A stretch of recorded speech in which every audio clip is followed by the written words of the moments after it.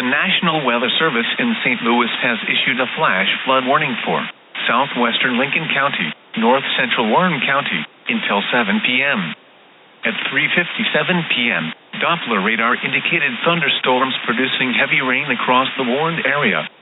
Between 1 and 3 inches of rain have fallen. Additional rainfall amounts up to 1 inch are possible in the warned area. Flash flooding is ongoing or expected to begin shortly. Expected hazards include flash flooding caused by thunderstorms. This is a radar-indicated threat. The following impacts are expected: flash flooding of small creeks and streams, urban areas, highways, streets, and underpasses, as well as other poor drainage and low-lying areas.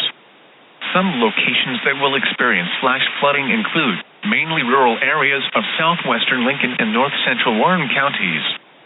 Turn around. Don't drown when encountering flooded roads. Most flood deaths occur in vehicles.